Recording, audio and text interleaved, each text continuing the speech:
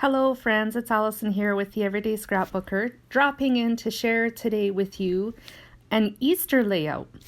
I don't think yet on my YouTube channel I have shared any Easter layouts, and I thought this little tutorial would be kind of fun because it's something new and something that I haven't done. I just have to point out here, I actually raided my scrap stash to create this layout. Well, honestly, I do like every day, especially since I've started using Cricut Access exclusively for my crafting. So that's just a given. But this particular die cut, the circles that are strung together, was actually cut a while ago, and it has been floating around in my scrap bins for quite a while. And I was thinking of it and added it to this layout, but didn't cut it a second time.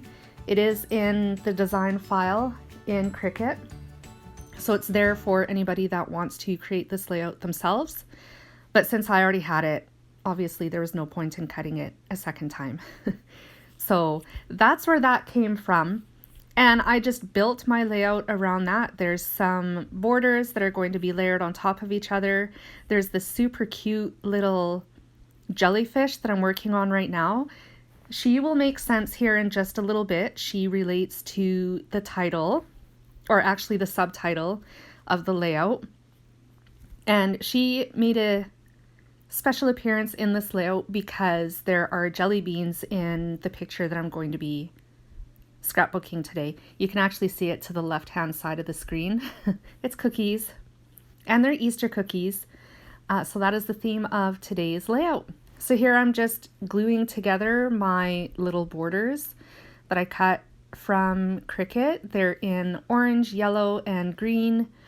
And I'm just going to layer this little scallop circle over top of it, and that's where our little jellyfish is going to live. I'm just adding her to the layout right now. I'm using some foam squares to mount her to the layout. There she is. And the title is going to go next to the jellyfish. So it's Easter cookies, which is the theme of the layout, and it also is the title of my layout as well. I'm just using my Tombow Mono liquid glue to adhere it. I know it's kind of hard to see right now, the title on the layout. There are going to be some still shots and close-ups at the end of this video, so if you want to hang around, you'll definitely be able to check those out as well. And also for anybody that is interested in using this cut file, I will have the Design Space link in the description box below this video, so you can access that for your own crafting if you have your own Easter cookies that you want to scrapbook. Or you can edit it and make it appropriate for any cookies that you've made, whether they are a holiday tradition or otherwise. So cookies was mounted to the layout with foam squares again, just to create some depth and height. And there's my picture of my jelly bean cookies. I came across this recipe on Pinterest. Pinterest win, by the way. But the recipe called for the Cadbury mini eggs. Easter had already passed. I couldn't get Cadbury Easter eggs anymore because they weren't in the stores. But I decided that jelly beans would work just as well. So I hit up the Dollarama in town, grabbed a little bag of jelly beans, and threw those on top of my cookies. They're just a sugar cookie, and it was a sugar cookie recipe that I saved. And I do have one. So I could have used that recipe, but I used this one instead. And it's a hit, I tell ya. I have done them since with the Cadbury Easter mini eggs as well, and it's just as good. But quite honestly, we actually prefer the jelly beans. FYI. So I'm adding a little bit of stamping to this layout as well. I had mentioned just a few minutes ago that the jellyfish would make a little bit more sense because the subtitle was going to tie everything together. I decided to add "Don't Be Jelly" on a little tab, and then I realized when I was trying to stamp it on the tab that, or the pennant, that it was actually too short. So I just took some scrap white cardstock, and I'm going to stamp it over again on the scrap white cardstock, and then just make it its own little pennant tab sort of thing.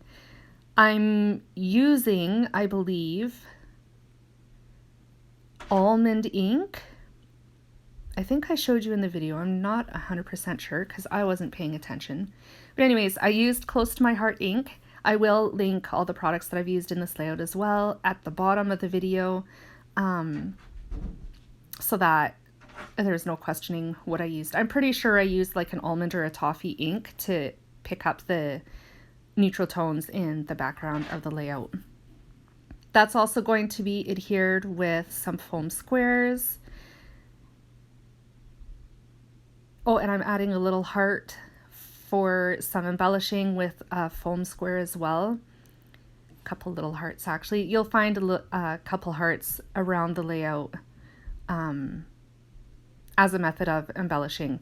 They're one of my most favorite things to embellish with, and also enamel dots. It's just, they're so simple. If you look at my layouts in Design Space and you see tiny little circles, I don't actually expect anybody to cut those out. They're just there for me, symbolizing enamel dots. So I know kind of where to place them. I plan everything out before I scrapbook so that it's straight in my head. I'm one of those people that's very methodical and has to have a step-by-step recipe, quote unquote, to follow. And that's why I love using my Cricut so much, because it allows me to design a layout and move things around and delete things and add other things until I'm happy. And then I can go ahead and create my layout and not ruin paper or, you know, tear a die cut or stamp something and hate it. So this works well for me. I love my Cricut and I love this method of scrapbooking. I kind of feel like I've found my niche. So that would explain why I've been using my Cricut so much, in case you were wondering. So the layout is pretty well getting close to being done. I'm just adding some journaling lines right now for journaling. I'm still going to add a little date tab if I haven't done that already. I added some washi tape to it. You see the washi tape in the top right hand corner of the frame. I wanted to bring a little bit more orange into the layout, but the orange that I had is a little more on the red side, but it still works. So I wanted to dress up the tab just a little bit on the date. If you can hear scratching, it's my dog at my door trying to get in where his mummy is. But I have the door closed so he's locked out, so I can get this done. I wanted to add washi tape to the date tab because I felt that it was just a little bit boring, too flat.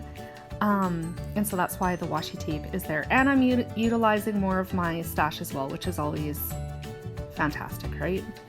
So the journaling is done. I used a Creative Memories brown journaling pen. I've had that in my stash for a coon's age. And I'm just adding the rest of my little embellishments around the page. So that'll be, actually these are little flowers that had come from inside one of the border die cuts that I have already adhered to the layout. I figured rather than throwing them out or donating them to my kids, why not use some of them and sprinkle them around the page? So that's what I'm doing. And with that, this layout is complete.